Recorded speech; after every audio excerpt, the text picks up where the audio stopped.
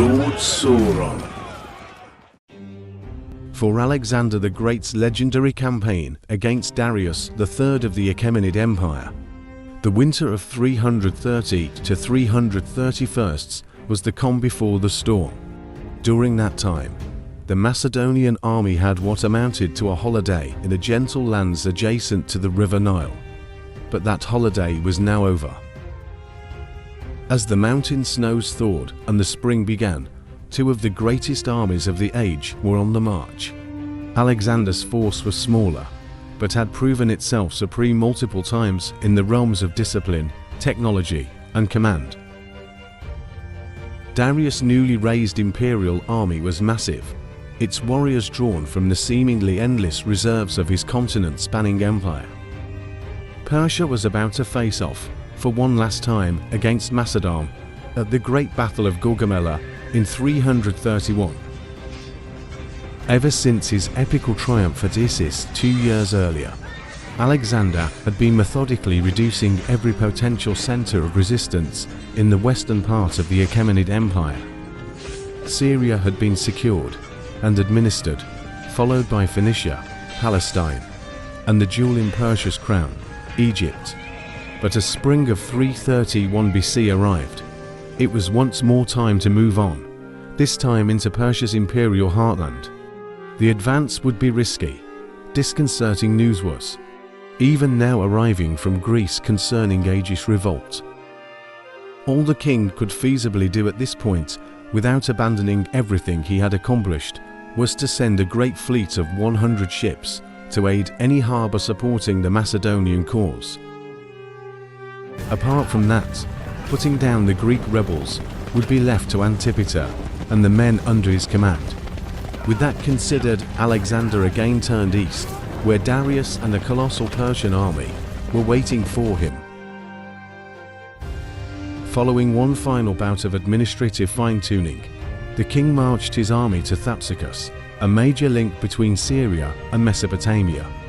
He arrived between July and August, but an advance force under Hephaestion had already been present for some time, and managed to construct a pontoon bridges over the Euphrates ready for the army's use. As a sign of the Macedonian engineers' skill, these bridges lacked a final stretch on the far bank, preventing any enemy force from effectively using them, and this proved to be a wise precaution. Observing the invaders crossing from a safe distance was a force of 3,000 Persian cavalry outriders, commanded by one of Darius' satraps, Mesaeus. Arrian seems to imply that Mesaeus' horsemen were supposed to stop the crossing of Alexander's vastly superior army, but it is more probable that Darius simply required intelligence as to what the Macedonians were doing. There was, realistically, no chance for Mesaeus to prevent the crossing by himself. Having learned from previous defeats, Darius III had come up with a plan. 70 years earlier, another invasion force, famously including 10,000 Greek mercenaries, had marched directly down the east bank of the Euphrates with the aim of taking Babylon, as the Persians believed Alexander, notoriously bold as he was, would. In that previous clash, the invaders had arrived on a wide, cavalry-friendly plain known as Cunaxa, and were stopped in their tracks. Darius hoped to repeat that feat at the same place, further relying on the blistering Mesopotamian sun and scorched earth tactics to deny the Macedonians food, fodder, and comfort. But while this cunning plan took Alexander's directness into account, it did not account for the king's unpredictability. As a lover of Hellenic works, he too was educated in Xenophon's Anabasis. Therefore, upon crossing the Euphrates, Alexander struck northeast across the Mesopotamian plain, beelining towards the other great river, Tigris. Not only did this completely derail Darius' preparations, but the cooler northern temperatures would be better for the Macedonian army. Upon seeing Alexander's move north, Mesaeus rode hurriedly to inform his master in Babylon. To the credit of the great king and his commanders, this unexpected turn of events did not paralyze Persian preparations, and a strategic pivot was quickly made. The imperial army would move north towards Arbela and confront Alexander somewhere on the Tigris. All the while, Zeus would venture upriver, dispatching a tightly knit web of scouting forces to keep an eye on the Macedonian monarch. By the time Alexander got near, Darius' army would be ready and waiting. Meanwhile, Alexander himself was still crossing the arid Mesopotamian plain, capturing a few of Mesaeus' scouts in the process. It was from these captives that the Macedonians learned, somewhat vaguely, that the main Persian army had taken up a position on the Tigris and was set to throw the Macedonians back if they attempted to ford the river. Moreover, estimates of the sheer size of Darius' massive army were also obtained. If Arrian is to be believed, such speculation simply made Alexander desire a confrontation all the more rapidly. Upon finally arriving at the upper reaches of the Tigris in mid-September, the Macedonian king and his army found neither Darius nor his 100,000+ men faulty or deceptive intelligence from the captured scouts, it seemed. Still, deprived of his immediate fight, this did allow the Macedonians to cross to the far bank relatively easily, after which they were given a well-deserved rest before moving on. At about the same time, Darius, vaguely aware of where Alexander was, reached Arbela. The two armies, now on the same side of the Tigris, were getting perilously close to one another. While Alexander continued pressing on, with the river on his right and the mountains on his left, Darius managed to find a perfect replacement battlefield for the great plain of Cunaxa near the small village of Gaugamela. He marched his troops up and immediately set laborers to work, flattening hills, clearing rocks and trees, and employing every possible measure to make the plain as flat as possible. The great king was so distracted by this that he failed to take the low hills 3 miles west. En route, Alexander had to minor encounters with Persian cavalry forces under Mesaeus, but they were easily put to flight. Further prisoners taken in these engagements revealed that Darius' massive army was at Gaugamela, by that point only around 10 miles away. Further investigation uncovered the ground-leveling operations and made Alexander realize that Darius didn't intend to move from this pre-selected battlefield, allowing him to encamp and give his men another substantial rest before the climactic battle. During this short lull, the Persians utilized infiltration and assassination tactics, attempting to turn the Greek soldiers against Alexander with promises of gold and other good things. One of these letters was intercepted, and the king debated reading it aloud before the Greeks to emphasize his trust in them. He was deterred from doing so by the ever-cautious Parmenion, who reasoned that avarice recognized nothing as a crime, not even the murder of a king. Instead, the letter was suppressed and the camp fortified. While most of the army recuperated in camp, Alexander assembled a strong cavalry escort and went to personally scout both the battlefield terrain and Darius' army. When he crested the hill overlooking it, Peter Green suggests that the Macedonian king has second-guessed his earlier bravado about facing the Persians so brazenly, for what he saw was an army larger even than that he had faced at Issus. More than that, it seemed far superior in armament and skill, possessing a large quantity of fearsome eastern cavalry. That night, Alexander sat awake in his tent for hours on end, analyzing the potential of each Persian unit and considering the potential damage they might inflict, along with the tactics he could use to gain victory. At some point, Parmenion arrived and suggested that a night attack be carried out, but Alexander stated that he would not demean victory by stealing victory like a thief. Alexander must defeat his enemies openly and honestly. But even Arrian, who usually gushed with praise over the Macedonian king, found it likely that this haughty response was just a smokescreen. He believed instead that these lofty words probably indicated confidence in danger rather than vanity. Rather than the morality of victory, refusal to engage in an incredibly risky, potentially catastrophic night attack was instead simply a sound tactical decision. Pitched battles had worked wonders thus far, and so there was no need to gamble everything in the dark. This proved to be a shrewd decision indeed. While the Macedonian army was resting in preparation for the coming battle, Darius' troops, lacking a camp with fortifications, were actually drawn up in full battle order throughout the night in fear of any surprise assaults by the enemy. Not only did the consequential lack of sleep exhaust the vast array of Achaemenid warriors, but waiting hour after hour with nothing to show for it demoralized the Persians greatly, sapping their spirit. Back in the secure Macedonian camp, Alexander at last crossed the T's and dotted the I's of his intricate battle plan, and then simply went to sleep in the early morning hours. When the sun rose above the horizon on the morning of the great battle of Gaugamela, Alexander did not rise with it. Instead, unconcerned by the gravity of the occasion, he slept.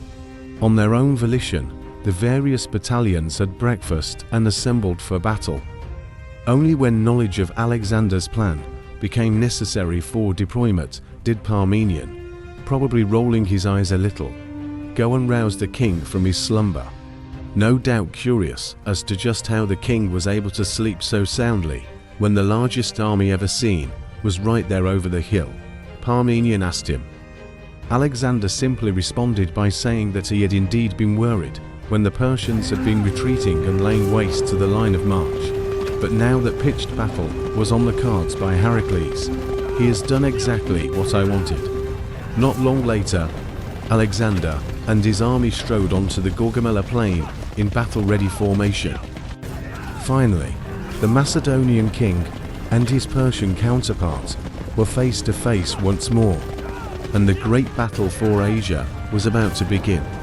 But this clash was not to be the walkover the Macedonians might have expected after their winter of luxury. Darius' army was so massive that its flanks extended beyond Alexander's by a significant margin, and outflanking was virtually assured. The Persian left and right wings were commanded by Bessis and Mesaeus respectively, while the great King Darius III himself was stationed in the center.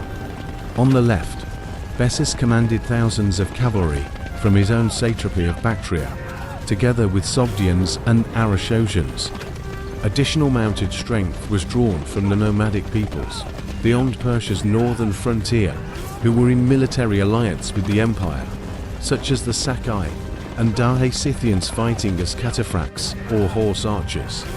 On the right, Mesaeus had Syrians, Mesopotamians, and Medes under his leadership, flanked toward the center by Parthian and even more Sakai cavalry.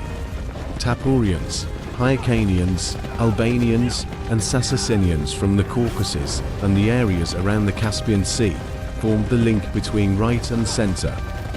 The vanguard of Mesaeus' wing was composed of Armenian and Cappadocian riders. Mixed Persian infantry and Greek mercenaries formed Darius' center, together with the king's personal cavalry, Immortals, and the Indian cavalry. Some more exotic units made their debut at this massive clash.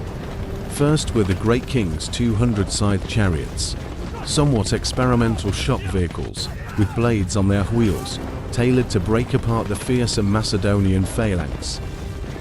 100 of these chariots were drawn up just to the right of Bessis Bactrians, and 50 each in front of the Indians, and next to Mesaeus Armenians. 15 majestic elephants accompanied the Indian contingent.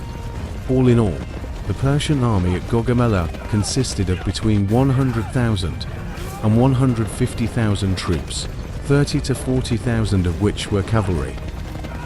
Alexander's army of around 40,000 infantry and 7,000 cavalry opposed this gargantuan force. On the surface, its units were drawn up as they usually were. Phalanx battalions made up the solid center.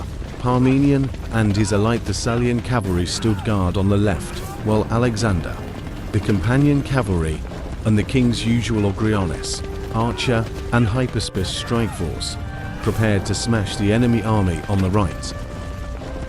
But there were a few notable differences designed by the king for precisely this occasion. Both the Macedonian left and right flank guards were angled inward in order to better withstand the Persian encirclement attack. The second line of 7,000 Greek hoplite infantry was also arrayed behind the first line Macedonian line, with orders to turn and face any attempt at encirclement by the enemy. Hopefully, twisting the flanks as he had and deploying such a reserve would hold the Achaemenid cavalry off until the battle was won. Confident in his army's supreme discipline and fully prepared to exploit Darius' plan, Alexander ordered his entire line to gradually shift to the right. Simultaneously, the king personally took his right wing and began an oblique advance, as though aiming to outflank the Persian line with his numerically inferior forces. At once reacting to this unexpected maneuver, Bessus flexed his strength by stretching his cavalry even further out, always keeping outside of the Macedonians. This, in turn, dragged units away from the Persian center.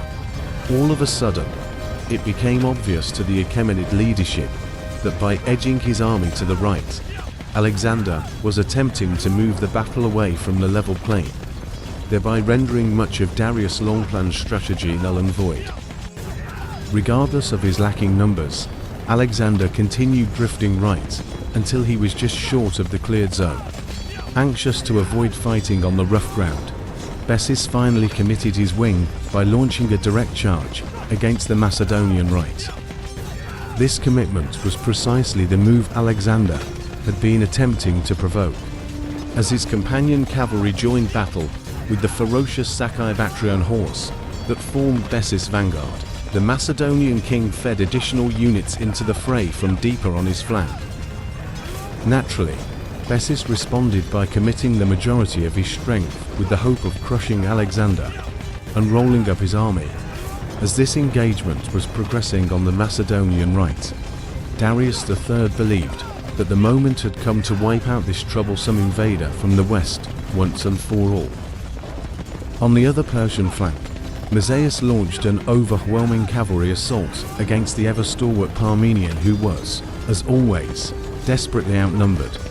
All across the line, Persian-side chariots, 200 of them, barreled forwards in an all-out rush to smash the Macedonian phalanx. Exercising the lockstep discipline for which they were known, Alexander's phalanx battalions refused to be intimidated by these contraptions. Instead, they simply opened lanes within their ranks into which the horse-drawn chariots sped impotently. A few casualties were inflicted by the chariots here and there, but an effective combination of Ogriane Javelineeri, Royal Guard, and army grooms put an end to Darius' wildcard, ripping the drivers from their vehicles and killing them. On Alexander's right, the clash between the companion cavalry and Bessus' horse intensified still further. For the Macedonians, it was a ferocious battle against the odds, with Peter Green stating that Alexander's 1,100-strong spearmen were fighting a force 10 times its own size. Still more Persian cavalry units from the center entered the fray, attempting to dislodge these brilliant Macedonian warriors. It was then that Alexander saw his great opportunity. The singular focus on Bessus' engagement with Alexander had revealed a dangerous weakness in the Persian left center, precisely where Darius himself was positioned. The line had been frayed, and many units that would otherwise have been protecting the great king were now absent, committed to the fight against the companions. Now, leading a spearhead of his companions, hyperspists, and several unengaged phalanx units won, Alexander charged Darius directly. With the raising of a great battle cry, the Macedonian kings wedged mercilessly cut into the formations surrounding his Persian counterpart. Fighting was brutal and hand-to-hand. Macedonian cavalry spears thrust forward into the faces of the Persians, and Alexander even had more than one horse killed under him. With the help of the phalangites, Alexander sighed his way closer and closer to Darius. The Persian king, who had grown increasingly uneasy ever since the battle began, is said by courtiers to have drawn his sword and prepared to defend himself. However, Even with the fate of his centuries-old empire on the line, Darius' skittish nature once more got the best of him. Faced by the rampaging elites of the Macedonian army, the King of Kings turned tail and ran for his life. Witnessing the royal flight, the majority of the Persian center collapsed. This was followed by Bessus left, which gradually began disengaging in good order. The time was now for Alexander to seize Darius, and with him the crown of the Achaemenid Empire, and so the chase began. However, before the bold and triumphant king of Macedonia could ride to claim his imperial prize, an urgent message arrived from Parmenion. The situation in the rear was critical. Unaware that their monarch had been driven off the field, Musaeus and his overwhelming cavalry wing was on the verge of snatching victory from the jaws of defeat. Moreover, a stray band of Persian and Indian cavalry had drifted through a gap in the Macedonian phalanx and were ransacking the camp too. Almost certainly gritting his teeth in frustration, Alexander looked back to where his loyal general required his urgent assistance, and forth, where Darius was distancing himself with every passing second. After that second of hesitation, Alexander turned his troops around and charged the inner rear of the cavalry, bearing down on Parmenion. Although victorious in this action, also, against some of the best Parthian and Indian horsemen, over 60 of the companions were killed in the battle's hardest fighting. With the vast majority of Darius' army scattered to the four winds and the Macedonians fully in control of the field, Parmenion rode to secure the Persian camp. The troops, meanwhile, were allowed a well-deserved rest. Alexander could hardly be too irritated that his enemy had escaped. Darius' second great army had been almost totally destroyed, his authority undermined, and the great king himself shown to be a coward unable to defend his empire. That being said, Darius had slipped the net, first to Arbela, where he regrouped with Bessus, and then further east. With the defeat of the last of the great king's organized forces, it was now time to move east into the great expanse of the Persian Empire, where Darius was to be captured and Alexander could move on to the edge of the world. Our series on the wars of Alexander will continue soon, so make sure you are subscribed and have pressed the bell button to see it. Please consider liking, commenting, and sharing. It helps immensely.